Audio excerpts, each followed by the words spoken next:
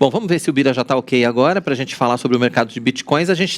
Eu tenho certeza que você estava me ouvindo, mas eu queria saber agora se eu estou te ouvindo. Tudo bom, Bira? Vamos lá. Tudo bem, bom dia, Tainá, Agora. querido. Eu estou escutando vocês porque eu sou IPP 24/7. Eu sou fã desse Boa. canal aí, principalmente do Notícias do Bem. Coisa boa, coisa boa. Obrigado, Bira, pela sua participação mais uma vez, né? Feliz 2022, dá tempo ainda, né, da gente Dá tempo. desejar feliz 2022. Estamos no comecinho de janeiro e obrigado pela sua disponibilidade em participar com a gente do programa hoje. Sempre. Hoje, como o assunto é Bitcoin, eu vim vestido de Faria Limer. Estou aqui com o meu coletinho para a gente fazer essa abordagem moderna sobre essa maravilha das criptomoedas aí. É verdade. Agora, a gente já começa com essa dúvida. É ativo ou é moeda, finalmente? O que é Bitcoin? Explica pra gente, Olha, porque tem muita gente que não sabe nem o que é, né? olha que pergunta boa, querido. Existe uma linha de pensamento econômico, linha mais conservadora, que prefere chamar o Bitcoin de criptoativo. Criptoativo porque ele não guarda algumas propriedades que a moeda convencional deveria ter, né? Deveria ter ali um agente regulador, deveria ter ali algum tipo de ingerência do Estado em cima da moeda. Embora você tenha já aí algumas instituições, alguns países, El Salvador, por exemplo, que adotou o Bitcoin, adotou uma criptomoeda ali como moeda oficial, né? E aí isso faz com que a gente dê algum tipo de credibilidade aí para o Bitcoin. Vamos entender um pouquinho o que é esse negócio de Bitcoin. Lá em 2008, apareceu um cara chamado Satoshi Nakamoto e ele disponibilizou lá um programa, uma plataforma que ele chamou lá de mineração de bitcoins, e é considerada a primeira moeda digital descentralizada, ou seja, um tipo de moeda, um tipo de meio de pagamento que não obedece nenhum tipo de governo ou banco central. E existia ali um entendimento que isso era o preceito do sistema bancário livre. Só que toda a criação do Bitcoin, toda essa o conceito de Bitcoin, da criação dos programas de mineração, ele sempre foi uma história um pouco mal contada.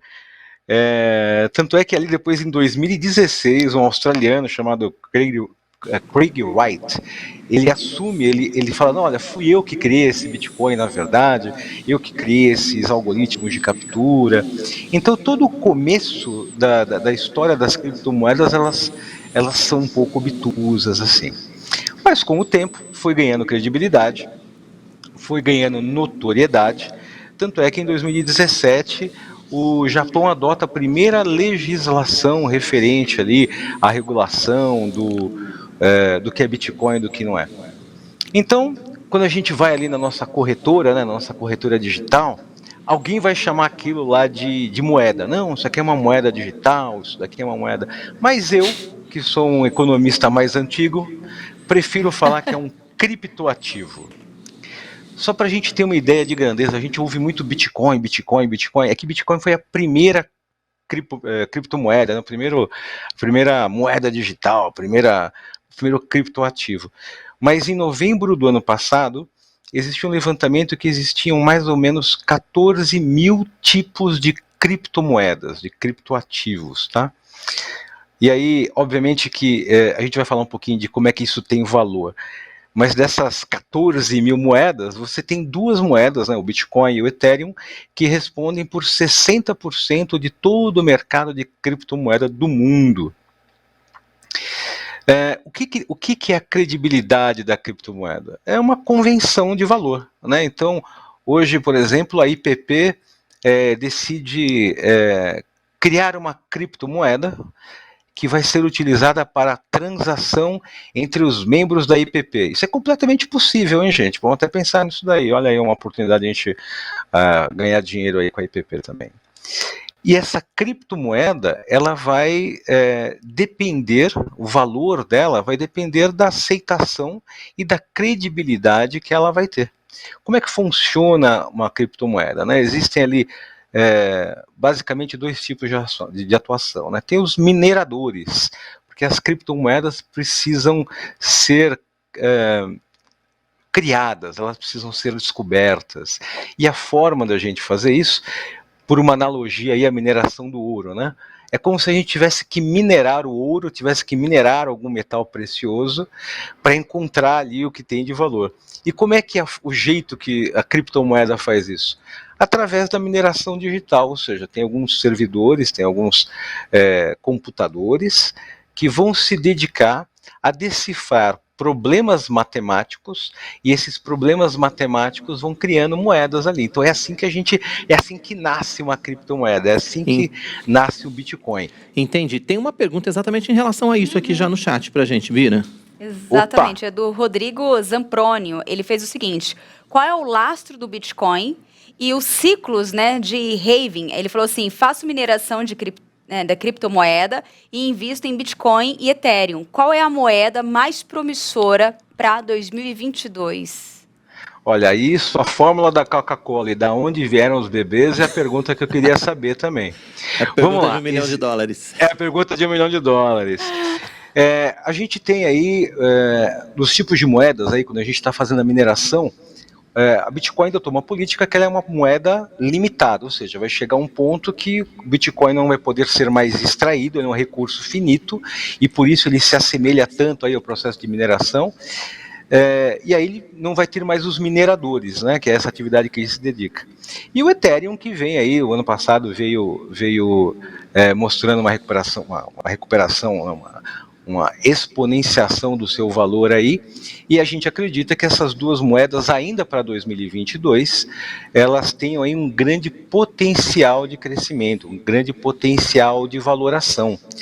Só que o mercado de criptomoeda está cada vez mais parecido com o mercado de bolsa de valores. Por quê?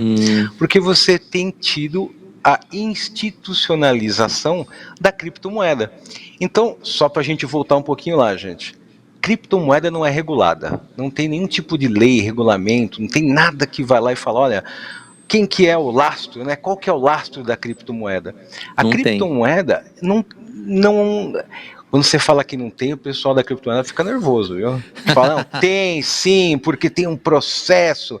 Mas eu, que sou um economista de uma linha mais tradicional, vou dizer o seguinte, olha, gente, a criptomoeda não tem um lastro físico. E aí alguém vai falar, mas o dólar também perdeu lá o padrão Bretton Woods. É verdade. Só que você não tem nem um lastro físico, nem um agente regulatório da criptomoeda, que ela não tem um ponto focal, ela não está centralizada em lugar nenhum. Entendi. Isso aí não deixa esse tipo de investimento perigoso, não? A gente não pode perder dinheiro muito facilmente e não ter a quem recorrer, por exemplo, no fim das contas? Até porque a gente tem visto muito golpe envolvendo criptomoeda, né? Envolvendo Bitcoin. Vide aí o Marajá das Bitcoins aí, que foi preso, esse último maluco da vez aí. E aí é que está o problema.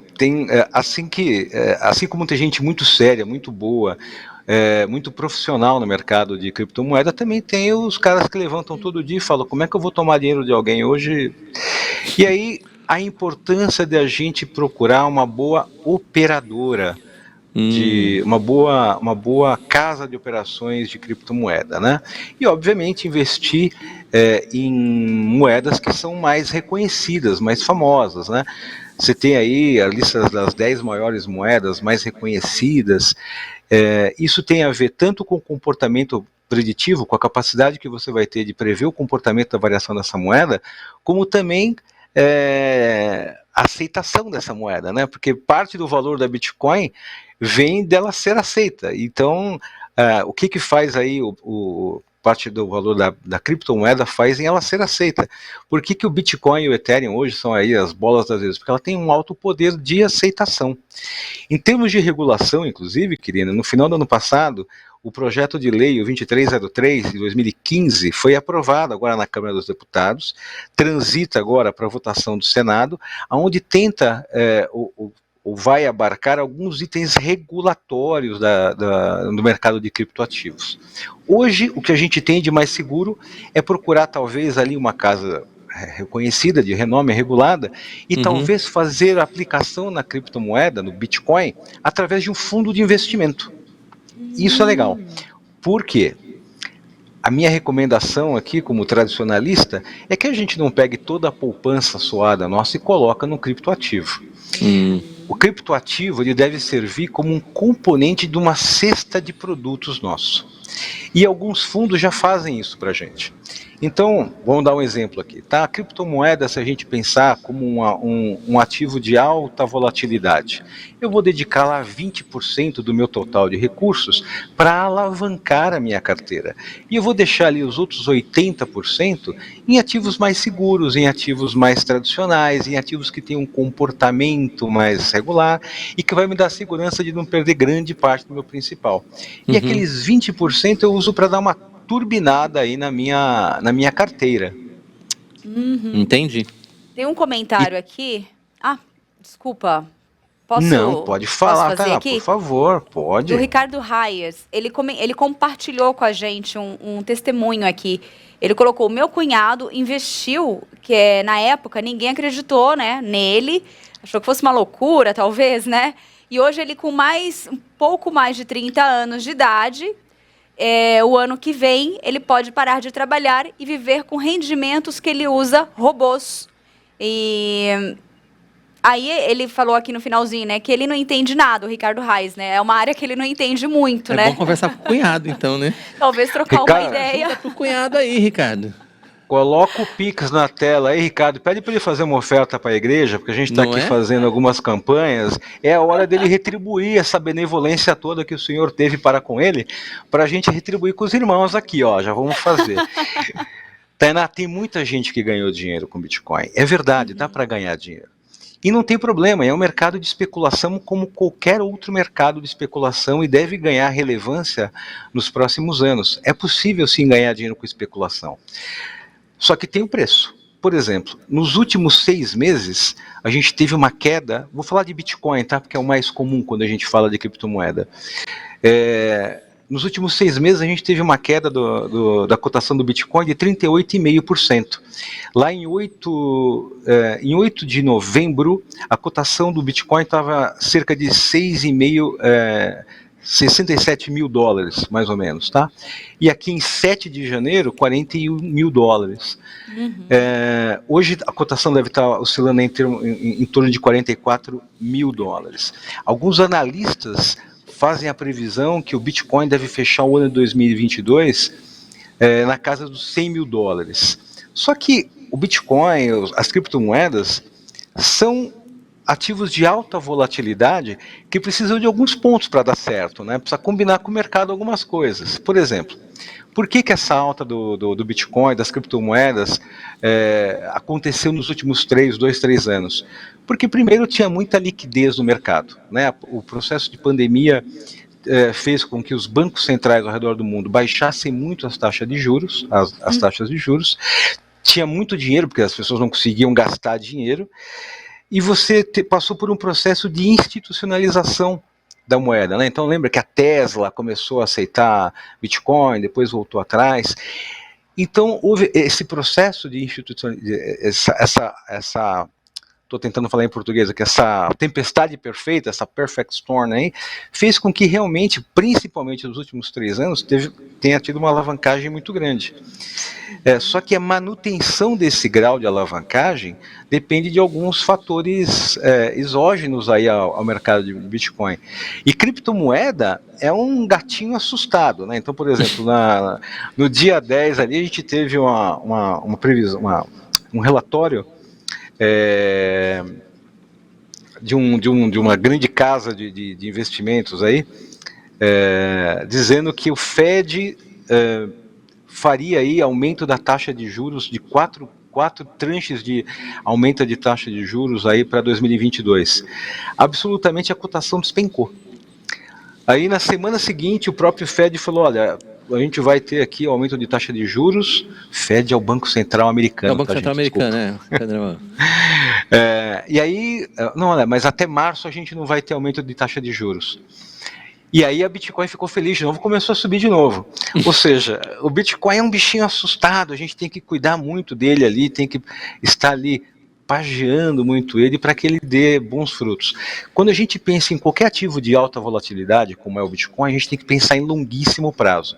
E aí não tem problema, é um ativo importante para estar aí na sua cesta de produtos de ativo, gente. Bacana. Bira, o tempo passa rápido, né, nos nossos bate-papos aqui, mas eu queria que você deixasse aí seus contatos mais uma vez, né, para que as pessoas que quiserem saber mais, não só a respeito de Bitcoin, mas a respeito de economia também, pudessem falar contigo. Como é que a gente te encontra? Olha, já está aí na tela o meu celular, fica à disposição aí. Olha, bacana. Olha aí, você vê, o pessoal aí da TV. Olha lá, tem o meu e-mail ali, ó, ubiratam.lima@viabilityadvisory.com.br. Esse aí tem que deixar um tempinho mais para poder anotar, porque né, Viability Advisory precisa. Deixa aí, pessoal, só para a gente. Muito obrigado aí, gente. A Viability é uma casa especializada aí em análise e estudos econômicos, em viabilidades, em estudos, recuperação de empresas. E eu estou aqui, sempre à disposição dos irmãos, para tentar fazer a economia parecer um negócio fácil. Legal é quando a gente pega esses temas mais espinhosos, assim, consegue trazer um bate-papo aqui para que todo mundo possa entender e participar da economia. Com certeza. Muito bom. Bira, obrigado pela sua participação com a gente mais uma vez aqui no Notícias do Bem. Volte sempre. É sempre um prazer conversar com você sobre economia. Eu que agradeço. Muito obrigado. Um grande abraço. Graça e paz para vocês.